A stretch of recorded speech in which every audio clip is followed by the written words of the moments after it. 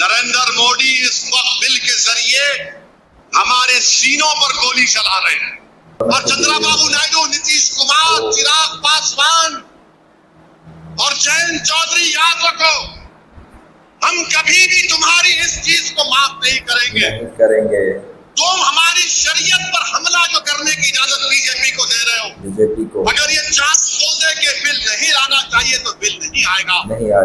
मेरे प्यारे दोस्तों, आज के इस वीडियो के अंदर बात करने वाले हैं वक्फ बोर्ड को लेकर। एमआईएम पार्टी के हैदराबाद से सांसद असदुद्दीन ओवैसी साहब ने फिर से बवाल खड़ा कर दिया है बयान देकर। नीतीश कुमार को लेकर, नायडू को लेकर, चिराग पासवान को लेकर, जयंत चौधरी को लेकर ओवैसी साहब का जो बयान आया है, हर किसी को यह बयान सुनना चाहिए। और नरेंद्र मोदी को लेकर भी ओवैसी साहब ने कहा है कि वक्फ बोर्ड के बिल के जरिए से हमारे सीनों पर गोलियां चला रहे हैं, वक्फ बोर्ड के जरिए से हमारे ईमान पर गोलियां चला रहे हैं, हमारे मस्जिदों के ऊपर भी गोलियां चला रहे हैं। असदुद्दीन ओवैसी साहब का यह बयान आना और यह बयान हर किसी को सुनना काफी ज्यादा जरूरी है। वक्फ बिल को लेकर पार्लियामेंट के अंदर, राज्यसभा के अंदर ईद के बाद पास करने के लिए मोदी सरकार पूरी ताकत लगाने वाली है। उससे पहले ओवैसी साहब क्या कुछ बोले हैं, ओवैसी साहब का यह बयान पूरा जरूर सुने।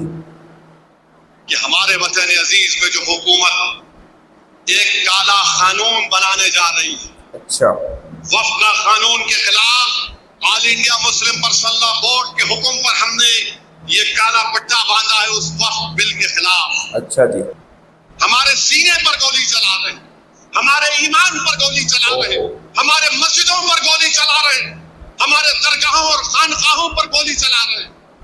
आप बताओ, जब हमारे हिंदू धर्म के मंदिरों में सिर्फ हिंदू मेंबर बन सकता है, तो फिर वक्फ बोर्ड में एक गैर मुस्लिम कैसे बन सकता है? सही बात है।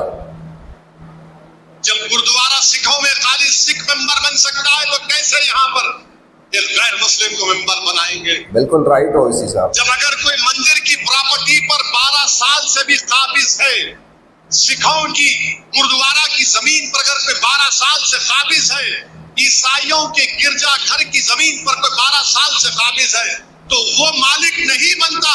मेरे अल्लाह के नाम पर दी हुई जमीन पर अगर कोई 12 साल से काबिज है, तो मोदी कह रहे हैं कि अल्लाह मालिक नहीं होगा, वो काबिज मालिक हो जाएगा। अच्छा जी, आप बताइए कौन सा इंसाफ है ये? कलेक्टर को पावर क्यों दे रहे हैं? क्यों दे रहे हैं? इसलिए दे रहे हैं कि कलेक्टर के पास कोई जाकर लिख देगा कि ये वजीर अली की वक्फ की प्रॉपर्टी वक्फ नहीं है, तो कलेक्टर अपने सियासी आकाओं को खुश करने के लिए लिख देगा this is not a Waqf property. नहीं है ये आपका। दरगाहों पर जाकर कह देंगे वक्फ की प्रॉपर्टी नहीं है।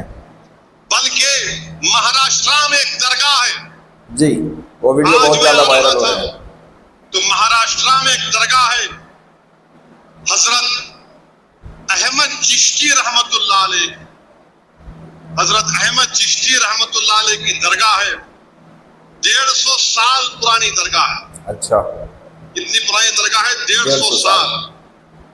ये है रूहीबी एक इलाका है, हजरत अहमद चिश्ती रहमतुल्लाह अलैह की दरगाह, 150-200 साल पुरानी दरगाह। वहां पर ये संघ परिवार के लोग, कोई छत्रपति शिवाजी के पुतले पर कोई कालिक डाल दिया, कौन डाला नहीं मालूम, दरगाह शरीफ में घुसकर गुंबद से उसके झंडे को निकालकर अपना झंडा लगा लिया और बोल रहे कि यहाँ पर क्या है, भुवासल देव महाराज की मंदिर थी। अच्छा, ये कर रहे हैं। और ये बीजेपी वाले बोलते नहीं ओवैसी भटका रहा है, ओवैसी भड़काऊ भाषण दे रहा है। अरे ये हुआ नहीं हुआ बताओ मेरे को, बताओ। पार्लियामेंट के सामने एक मस्जिद है, पार्लियामेंट के सामने है, किसकी मस्जिद है? वो गवर्नमेंट बोलती हमारी मस्जिद है। अच्छा, दिल्ली वक्फ बोर्ड बोलता हमारी है। कल कलेक्टर को पावर मिलेगा तो कलेक्टर पागल है, मोदी के खिलाफ जाएगा कलेक्टर लिख के दे देगा this is not a Waqf property, ये गवर्नमेंट प्रॉपर्टी। गई आपकी मस्जिद।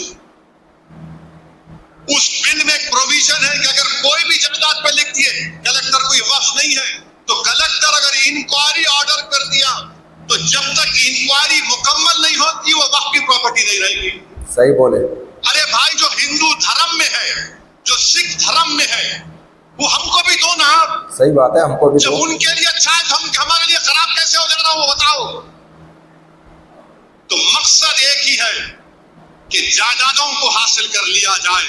सही बात। इवैक्यू प्रॉपर्टी है, जो लोग पड़ोसी मुल्क को जाने से पहले वक्फ को जमीन दे दिए। हरियाणा में लाखों एकड़, हजारों एकड़ वक्फ की प्रॉपर्टी है, उससे पैसे आते। इवैक्यू प्रॉपर्टी का सेक्शन उड़ा दिया आप। अच्छा, सेक्शन ही उड़ा दिया इवैक्यू प्रॉपर्टी का। बताओ फिर कौन सा आप काम करने जा रहे हैं? आपकी नीयत एक ही है कि मुसलमानों से उनकी जायदादों को छीन लिया जाए। बिल्कुल। ये इनका हिंदुत्व का एजेंडा है कि हम अपनी शरीयत पे ना चल सके, अपने मजहब पे ना चल सके। हम हुकूमत से कह रहे हैं कि आप आइन के खिलाफ एक कानून बनाना चाहते हैं जो आर्टिकल 14, 15, 26, 29 का वायलेशन है। हमारा कल्चर का हिस्सा है वक्त। आप कैसे हमसे छीनेंगे? कैसे छीनेंगे? तो ये बीजेपी की हुकूमत करना चाहती है। और सुनने में आ रहा है कि शायद पहली या दूसरी तारीख को बिल लाया जाएगा। ओहो, ये ऐसा काला कानून है जिससे हमारी वक्त की जायदादें खत्म हो जाएंगी। क्या बात है।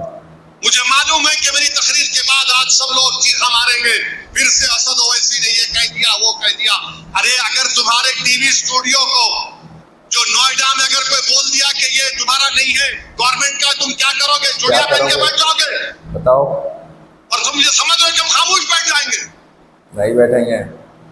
वक्फ एक इबादत है, नमाज की तरह नहीं बल्कि इबादत है। इबादत है। और वक्फ गवर्नमेंट की प्रॉपर्टी नहीं, हमारे बाबा और अजदाद की गाढ़े खून की कमाई की प्रॉपर्टी है। अच्छा, गवर्नमेंट की दी भी नहीं है ये। मगर तुम बीजेपी को इजाजत दे रहे हो हमारी मस्जिदों को वक्फ को खत्म करने का, उनकी तारीफ करके। चंद्रबाबू नायडू आंध्रा के प्रॉब्लम है, जानते हम, मगर ये कौन सा प्रॉब्लम आप क्रिएट कर रहे हैं? क्या कर रहे हैं नायडू? आप भूल गए कि आपने गुजरात के राइट्स के वक्त आपने बीजेपी का साथ दिया था, वाजपेयी का। ओहो। और वक्त और औलाद एक जबान से ओरल गिफ्ट बोलते, हिबा बोलते, हिबा होता। अच्छा। इन मोदी का बोले आप हिबा नहीं कर सकते। अरे मैं अल्लाह को दे रहा हूं, तुम कौन होते? तुम कौन होते? मगर अल्लाह के नाम पे आर्टिकल 300 देख लो आप। मैं अपनी जायदाद से कुछ भी कर लूं, मोदी बोल रहे नहीं, आप अगर हिबा करेंगे वक्त तो बच्ची का हक नहीं मारना, बच्ची का हक नहीं मारना। मैं अल्लाह को दे रहा हूं, ना बेटी को दे रहा हूं, ना बेटे को दे रहा हूं, अल्लाह को दे रहा हूं मैं। क्या बात है। मेरी जायदाद है, मैं क्या करता कर लूंगा। बहुत खूब। तो दोस्तों, आप लोगों ने सुना असदुद्दीन ओवैसी साहब हैदराबाद से वक्फ बिल को लेकर ओवैसी साहब ने अपने हाथ के अंदर उन्होंने काली पट्टी बांधी। ओवैसी साहब ने कहा कि 1 से 2 तारीख के दिन इस बिल को लाने वाले हैं पास कराने के लिए। पर जो हमारा जो वक्फ बिल जो है, जो हमारे मस्जिद है, हमारे जो कब्रिस्तान है, हमारे जो दरगाह है, हमारे जितने भी वक्फ प्रॉपर्टी है, ये मोदी सरकार छीनना चाहती है। असदुद्दीन ओवैसी साहब का इस तरह से बयान आया और शुरू दिन से ही असदुद्दीन ओवैसी साहब जैसे ही इस बिल को लाए पार्लियामेंट के अंदर, असदुद्दीन ओवैसी साहब खड़े होकर इस बिल के खिलाफ में ओवैसी साहब ने आवाज को बुलंद किया था। अब क्या होता है 2 तारीख के बाद ओवैसी साहब क्या करने वाले हैं? ओवैसी साहब का तो लगातार बयान आ रहे हैं, कई बड़े बड़े संगठन भी अब वह बिल के खिलाफ में मोदी सरकार को कोसने लगे हैं, मोदी सरकार पर लोग बोलने लगे हैं। अब नमाज ईद की होने के बाद क्या होंगे, क्या कुछ पूरा अपडेट आएंगे, क्या कुछ पूरे खबर आएंगे, उसके बाद आप लोगों को हम बताएंगे। फिलहाल इस खबर में इतना ही, फिर मिलता है एक नए वीडियो के साथ।